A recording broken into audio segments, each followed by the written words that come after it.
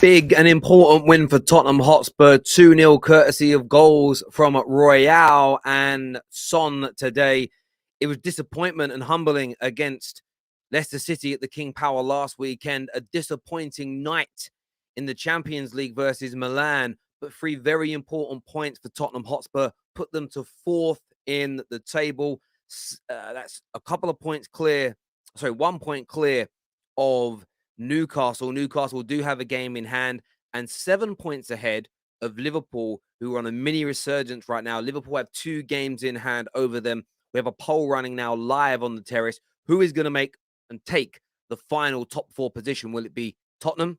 Will it be Newcastle? Will it be Liverpool? You've got your votes in now with 42% of you thus far saying it will be Tottenham. And look, today's game was a real intriguing one for me. The first half, listen, the less said about the first half, the better. It was a poor first half from both teams. There was a penalty shout for Spurs. We haven't seen those penalties given in recent weeks. Not surprised to see it not given today. I thought that West Ham offered a little bit in the opening exchanges, but not too much. In the second half, though, Spurs were very, very good indeed. They moved the ball well. They attacked brilliantly. The fullbacks got forward. They were dangerous and really and truly should have scored a couple more goals. There was a little opportunity when just after the kickoff, after scoring their first goal, where Jard Bowen went through on goal, forced a good save from Forster. Outside of that, Spurs were fairly comfortable, in my opinion, in the second half. I wasn't watching the game and thinking to myself, they're going to concede. There's any chance of them dropping points. It didn't feel like that to me personally. Just watching it didn't feel like that to me personally. I wasn't overly concerned for them in that way. Comfortable win and a much needed win for Tottenham because, as I say, they had that brilliant display against Man City a couple of weeks ago, and that was followed up by a drumming of Leicester. What is really interesting, it's the second time now they've had a game without Antonio Conte in recent weeks and been better. Maybe Conte should manage from home more often. They seem to do better with him.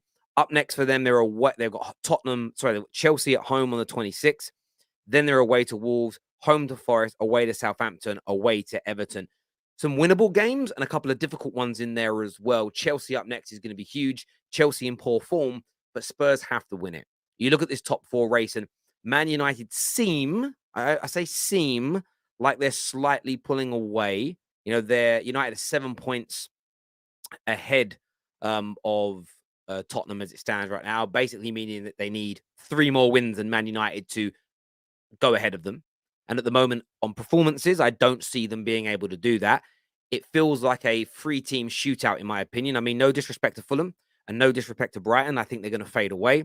I think it's going to be between 3 teams, Spurs, Newcastle, Liverpool, for that final Champions League spot. And of course, the name of the game is winning. The name of the game is picking up points. But it's about getting a run of form together. Liverpool have done that. Liverpool have got a run of form together. 2 games, one of which they were expected not. In fact, people wrote them off for the Merseyside derby and away at Newcastle, and they've picked up maybe points against going against the grain slightly. But when I said on the terrace on Monday night, I think they can go to Newcastle and win, everybody said no chance, no chance, no chance, no chance. I just think that's disrespectful to Liverpool. What Tottenham now need to do is win 2, 3, 4 games on the bounce, because I think Liverpool may do that. I really do think Liverpool have got the capabilities of doing it. Newcastle, listen, once they get this Carabao Cup, maybe the Carabao Cup's been a problem for them. They've been heavily focused on it. Once that's out the way, it'll be full steam ahead for the top 4, 1 game a week, pretty much. You know, Tottenham, they may or may not be in the Champions League still. So they're in the FA Cup still. So they've got a lot more on their plate than what Newcastle are going to have in a week's time. They also have an opportunity this forthcoming weekend to play a game when Newcastle do not. And although games in hand can seem great, points on the board are what matter. And if when Newcastle come back to the Premier League, they're 4 points behind Tottenham. Yes, they have 2 games in hand, but then there's pressure not to slip up. Because they lose any of those games in hand, then they're in a little bit of trouble. So a very important win today, a very good performance from Tottenham today, especially in that second half. First half, listen, it was what it was. We saw Man United today have a blistering second half after a very poor first half. So those things can most certainly happen. You don't need to worry too much about them. I think it is a little bit of a myth. I don't know about you, that in football, you do get teams regularly play well for almost a full 90 minutes. But the idea that you should play well and dominate for a full 90 minutes every game, every week is a myth. I don't think it's ever happened, personally. A handful of teams may have done it in spurts, but you're always going to have teams come at you. You're always going to have spells in games where opponents have opportunities or you're not quite clicking and stuff like that. So I wouldn't overly focus on it. Let's take a look at some of your comments coming through here. A great win, but the first half performance was just poor. Playing like this against Chelsea, and we are done for. I don't know about playing like that against Chelsea. I mean, Chelsea can't beat anybody at the moment, so I wouldn't necessarily say that. Again, if I'm a Spurs fan, I'm licking my lips at the prospect of playing Chelsea. I am licking my lips at the prospect of playing Chelsea. You've got to be. They're not a good team. They're not a high-performing team. They can't score goals. Potter looks like he's going to be on his way out. Equally, to lose at home to Chelsea in this moment where they can't beat anybody. They can't beat an egg. That's also why it's must win, because mentally to drop points in that game would be horrendous. Legitimately, it would be horrendous. Wizard here says Liverpool will need to beat United. It's still Spurs and Newcastle for top 4. I don't think Liverpool have to beat Man United. I think that would be a bonus for them, but they don't have to beat Man United. Is what I would say. I think they can still be okay even if they don't. Personally, I still think they've got an opportunity, even if they don't, to make it. There's still a lot of games left, and I say that because there's no sign that Tottenham and Newcastle are going to go on a 5, 6, 7, 8 game winning streak. There's no evidence that that's going to happen. So you can afford to drop points. Being in a top four race by definition typically means that there's going to be some inconsistencies. Because if you weren't being inconsistent, you wouldn't be in the top 4 race. You'd be in the title race. Man United are in that kind of in between. When we're on the edge of a title race and we're just above the top 4 race. If we go on a bad run of form and lose 3 or 4 games, we'll get dragged into a top 4 race. But if we maintain the form we've had for the majority of this season, we're not going to get dragged into this top 4 race now. We just might not quite have enough to keep pace with the title. But I look at Newcastle and Tottenham, they're definitely in it. And Liverpool, over the next 4 or 5 games, if they win the majority of them, which I think they can, they're definitely in this race. There's no doubt about it, in my opinion. They're too good, too much experience. Dan here. So, by the way, if anyone wants to call in, the link is pinned to the live comment section if you want to come on and have your say. I have to apologize to Emerson. He is proving me wrong, and I love it. Emerson's just stepped up because Poro's come in. Or Emerson is good friends with João Felix, and he's like, listen, João Felix, I'm not going to let him play for this team. He might be playing your misses, but he's not going to be playing in this team. I'm going to get one back for you. Maybe that's what it is. But yeah, Emerson Royale's gone up a level. And listen, he's a better finisher than Richarlison for you guys. I'm telling you. He is. He's a better finisher for you guys. Cal here with a member chat says, Emerson, since Poro came in, fair play to the guy. Yeah, Cal, you're spot on. He's been excellent. He's been excellent. Mikel Artekas here says 100 million plus for a player who hasn't scored even 10 goals in his senior professional career. What happened to football? I don't know. You need to explain to me who you're referring to, my friend, because I'm a little bit confused by that comment, my friend. You need to specify for me, because I think I'm ever so slightly missing it. Newcastle been carrying draws. Draws don't pull up points quickly enough on the board. Well, this is true. You know, sometimes you're better off if you draw 4 games, it's 4 points, but you'd be better off losing 2 and winning 2. You'd have more points. Like too many draws is actually can be a problem, more of a problem in certain circumstances than losing games. You know, it depends on the frequency of winning, but it's the win percentage you got to aim at. Winning is key, and Newcastle just can't win right now. They legitimately can't win. People need to start paying attention to Fulham. They are an easy schedule for the rest of the way.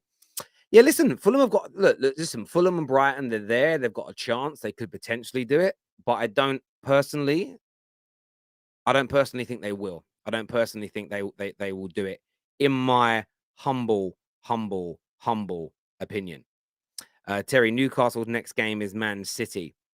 Yeah, I don't think it matters so much what the next game is per se. The only reason I say it does for Tottenham is I'm talking about they just can't get head up a steam.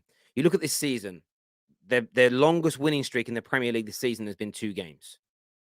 It's been 2 games. And they need to improve on that. Liverpool, similar. But I just feel like with Tottenham, they're probably the favourites from this point, but they need to win 2, 3, 4 games on the bounce. They've got to do that for the first time this year. They just haven't been able to do it. Yeah, they won one. They're no more than a 2-game winning streak all year. I think they need more than that. Newcastle have shown they can do it. Have Liverpool done it this year? Have they won more than 2 on the bounce? I swear that they must have done. Maybe they haven't actually. I could be wrong. Let me just go and check. Yeah, Liverpool have done a 4-game winning streak this season. Outside of that, it's just been 2s. Like Spurs need to show that they can win 3, 4, 5 games on the bounce, I think. And the first team of these 3 that can go on a good winning streak of 4 or 5 games, I think will be the team that pulls through and makes it, in my humble opinion. Terry, do you regret your comments on Rashford? No, I completely concur with my comments about Rashford. That I said probably 10 months ago, I said that if he's looking to leave the club after the first sign of being dropped, then go, because that's not the right mentality. That turned out not to be a true story. I'm reacting to the story as opposed to my personal opinion, but my opinion remains the same. If you get dropped because you're not playing well and your first action is to say, well, I'll leave, then you get rid of that kind of player because they're not right for you. What I said in the summer was I want him to stay, but I don't think he should get a 300 grand a week contract until he gets back on form. You have to encourage and incentivize performances and and give out contracts on meritocracy, not just on potential commerciality. So I stand by both those comments regarding Marcus Rashford, but I never doubted his ability. So yeah, I absolutely stand by both of those comments, and they will ring true forever and eternity, in my opinion. Why has the officiating been so bad lately? What's happening? I think what's happening is we're getting the same poor decisions that we always get in football, but VAR has got this new prerogative where they're protecting the on-field referee's first decision, and they've raised the bar of clear and obvious error to a point that I don't even understand it anymore. So, and because we don't hear what's being said, we don't know. The line's not being drawn. The only reason that we got apologies for that is because that's part of a process as opposed to a subjective element of the game. So yeah, I totally get where you're coming from, my friend. Patrick will show his face more often again. He may do. He may very well do. Tottenham have a heavy injury list. Today is just the manager bounce. Like Southampton, don't get misguided by it. I mean, how many players do Tottenham have out? Like, I know they've got some players out. I didn't look at the preview here. They got out. This is according to who scored, so it might not be right. Hugo Lloris, Basuma, Bentancur, Sessegnon. I get that, but remember, like this is the victim mentality. Do you know West Ham today had Cresswell out? It might have been on the bench, but Scamacca's just returning. Paqueta's out. Kurt Zuma's out. Maxwell Cornet's out. All teams have injuries. Man United, by the way, have won. Got 7 points from 9 and a brilliant away performance against Barcelona. And in that time period, some have been available, some haven't. But we've had Anthony, Martial, Varane, Casemiro, Ericsson, Donny van der Beek, and more, all missing from our first 11 or our squad. And we've come through it with brilliant results. Victimhood sows seeds of doubt into players' minds, and you've got to be more positive. You've got to put. I used to call this thing, like, when I used to do sales, I always used to say to my staff, you've got to have assertive charm. You've got to be quite pushy, but without being rude. You've got to be charming, but forceful to make people buy things from you. You've got to be forceful in a nice way, encouraging. That's how fans need to be. You need to demand high standards, but without being nasty and abusive. And just saying, essentially putting out there into the ether, oh, look, we've got 4 injuries. It's okay if we don't win. That message it sends to your players is we don't need to win. And I just don't think personally that's the right way of doing it. But that's just me. Terry, talk about Rice. Listen, I'll tell you what's happening with Declan Rice. It's very obvious what's happening with Declan Rice, in my opinion. This is one season too long at West Ham. West Ham themselves have fallen off. I think he's lost a little bit of oomph in that middle. He needs to raise his game by going to a bigger club. He needs to be surrounded by better football players. And, you know, if he spends another 2 years there, his career will go in the same direction as Ndidi. He'll almost, there's an expression they use with people, you know, when you get a bit older physically, is if you don't use it, you lose it. And that's what's going to happen to Declan Rice. If he doesn't use his ability and push himself and get himself moved on, he'll lose some of himself. He really will. He needs to move. 100% he needs to move to a bigger football club. There's no doubt about it whatsoever. That will help him. A change is as good as a rest. But there we go. That's all I've really got. I think he's a brilliant player still, but he just needs to get out of that football club. And that's no disrespect to West Ham. I don't mean it rudely, but I just think I'm talking facts there. I'm trying to work out where United drop points, starting to worry me more about them than City. Listen, Man United will drop points. We've got our next Premier League game is away at Liverpool. No matter how bad Liverpool are, they always show up for that game. We've got to go away to Tottenham. We've still got to play Chelsea again in the Premier League. We've got to go away to Newcastle, away to Brighton, at home to Brentford. Man United have got a lot of difficult games left in the Premier League. We're fighting on all four fronts to win trophies. And so I had a bit of an argument today with DT. I tweeted some stats out about Rashford that he's the best performing centre winger in the Premier League. And of course, I include the GA from all comps.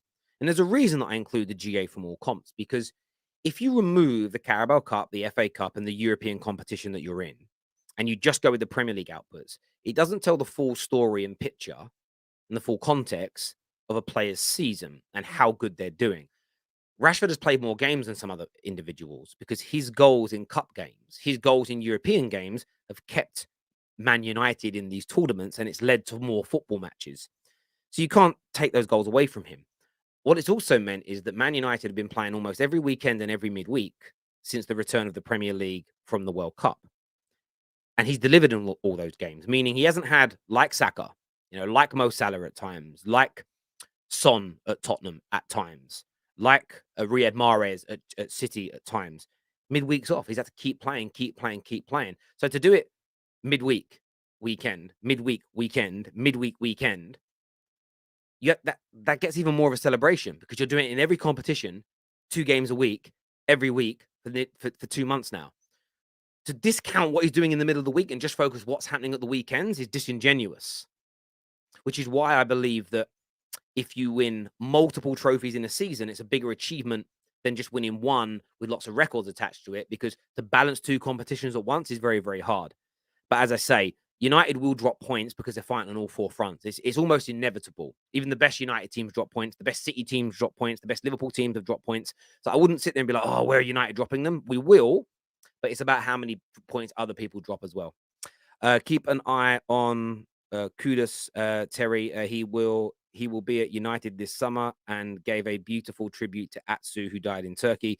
Spurs still don't convince me, by the way, is what I cut my has got to say here. And listen, I don't think anybody is convinced by any of the 3 teams, 4 teams even, that are fighting out for that final Champions League spot. I think most people would say if they're predicting top 4, they would put Arsenal, City, and United in it. The remaining spot, nobody's fully convinced by it at the moment. And I think that's a fair bit of it. I think most Spurs fans aren't convinced 100% that they're going to do it. I think Spurs fans think they can do it, but will they? That is another question. Terry, you're delusional. Newcastle will have 2 games in hand over Tottenham, and after Man City, Newcastle's schedule is good.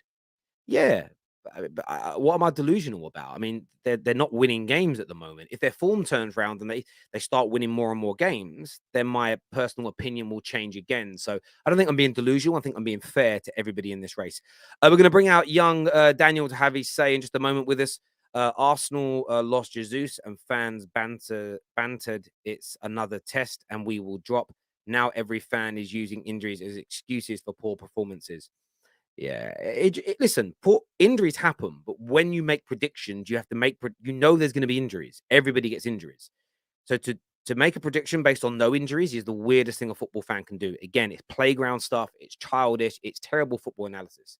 You include some poor refereeing decisions. You include injuries. You include some games that you may not deserve to win, because that happens to every team every year in the history of football. That should always be functioned into your predictions. It's crazy to not put that in. Again, in my opinion, only an idiot that doesn't understand football would go, I think we'll win if we get no injuries. Well, you're going to get injuries. So now what do you think? Because everybody gets them. It's crazy. This season exposed social media United fans. They are claiming Rashford is better than Henry, R9, Messi, and some saying he's better than Mbappe. I haven't seen anybody say he's better than Thierry Henry. I've not seen anyone say he's better than R9, better than Messi. I've seen people say that his form is currently better than Mbappe, and it is. But yeah, I think Ali Osman, if you could show me these people, who they are, and let's see, like, have they got real names? Do they show their face? Are they real people? Prove it. prove your point there, my friend. I'd love to see, because I haven't seen that personally, so I'd love to see who these interesting individuals are. Young Daniel's here with me now to have his say on the show to talk about his team, Tottenham. What are you saying, Dan? Congratulations on the win. What did you make of the performance? First of all, I'd like to start off in saying I apologize to Emerson Royale. I apologize. At the same time, though, we saw last season that he could do a job. He was just at the beginning of this season, he was very poor. But he's doing a great job this season, and fair play. I want players in my team to prove me wrong. When I criticize them, I want them to come in and prove me wrong. That's what I want. But in terms of the performance, the first half was more of an even game. But I think in the second half we took control and we started creating more chances, and we were putting away two pretty good chances. When it comes to Son, I was happy we benched him. I was calling for a long time for us to bench him. He came on. He had a point to prove. And he proved it last time that he could do the same thing. I think you have to bench Son. He needs a mental reset. I don't think it's a tactical problem with Son. I think it's more of a confidence problem. I think his confidence is low. You saw it for South Korea in the World Cup. It can't be a tactics problem. Because when he went with South Korea to the World Cup, he was playing the exact same way with different tactics. So for me, it has to be a confidence problem. And I think having him start off on the bench is a mental reset. And I'm happy with the win. I'm happy with the result. And I think we'll get top four. I'm very confident. Where's the confidence coming from? Do you think you've got the bit between the teeth now to go on a run, 3, 4, 5 games winning streaks? Do you think you could do that for the first time this season? Look, I'm not going to sit here and say everything's perfect at this football club, but I do see us going on a win streak. I see us going on. We can do it. The problem is, will we? And I don't think our biggest problem is ourselves. That's the biggest thing. But when I look around us, when I look at the teams that are competing with us, like Liverpool, they've got massive problems. Newcastle, they're going on a bit of not a losing, but they haven't been able to pick up 3 points in ages. I think in the last 7 games, they've got like one game that they've got a win, one game that got a loss, and I think the rest of them were draws. So I think the teams around us have proved that they have to improve massively to be able to get top four. And then the teams around, other than those two teams, are like teams that I don't think they've got the experience to be able to compete for top four. I'm talking about teams like Brighton, Fulham. So I think if you look at the teams around us, I think, as you said earlier on the show, I agree with you. Arsenal, City, and Man United are locked in for top four. But then the other teams that are fighting for the top four in the bottom 4th spot, I think we've got the best chance, and I think we'd be the favorites, and I back my team to get that 4th spot. And fair enough, I get that. Question, should you play more games with Antonio Conte not at the stadium?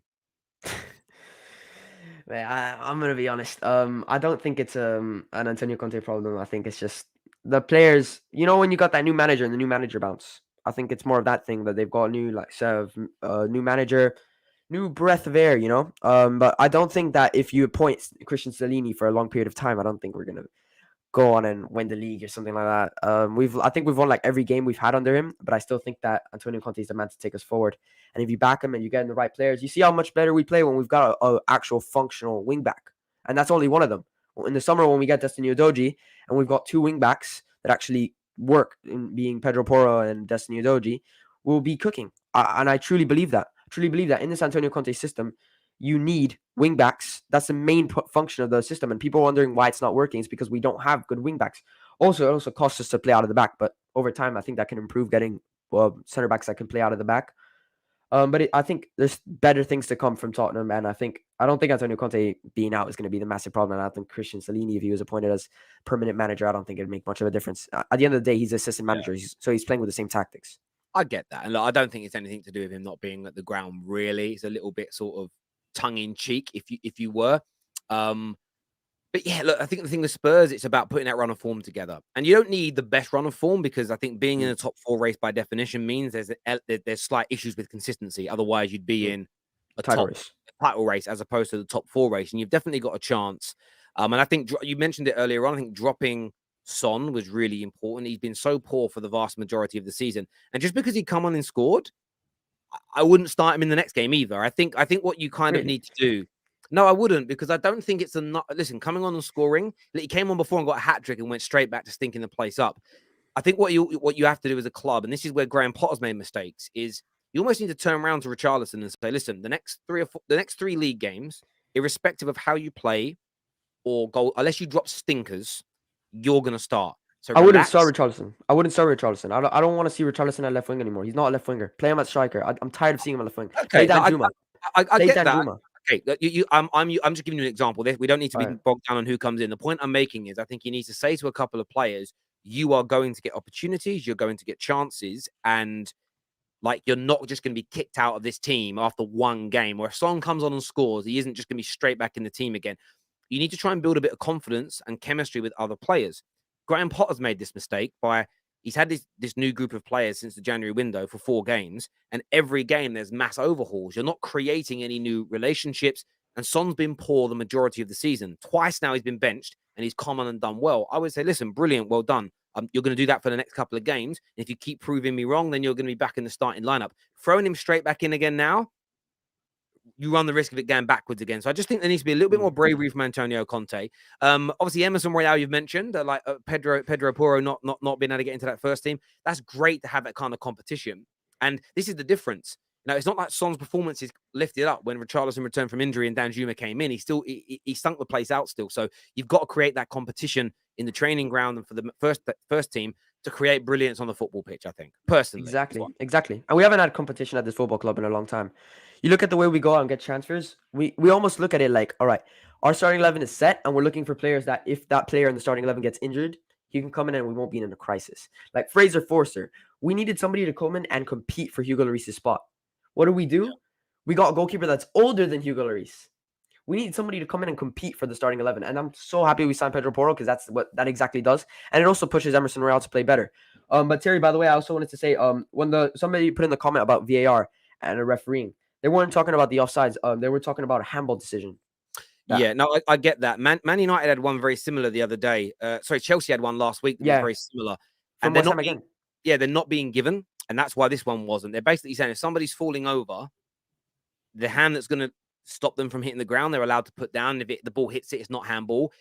It's a stupid rule because I think both of these were handball. I think they were both handballs. What I'm saying is players are exploiting the law. They know that they can drop their hand down and stop it, but as long as they land on the hand afterwards, it's not going to be given. It's it's not VAR. VAR is doing nothing wrong here. It's the laws being exploited. It's one of those laws that's a bad law. Does that make sense? Yeah, exactly. It's like the concussion one. Like I understand taking protocols for concussions, but then teams are going to be 1-0 up in a final, and they're going to all go down and be grabbing their head. It's like a law that you can exploit, and like we saw this in the first game between Man United and Arsenal this year. Gabriel Jesus did it. He fell. He kind of banged his head a little bit and then held his head. I've seen dozens and dozens of players do that since. They fall over, they see there's a counter attack, and they hold their head, so the game gets stopped. And again, people will always exploit these rules, and it's why the law came in that if a medical team come on, the player has to leave the pitch until he gets invited back on. That was to stop people from play acting, but it's never really done that. Young Daniel, I appreciate you coming on, mate, and having your say. Top man. Thank you very much indeed.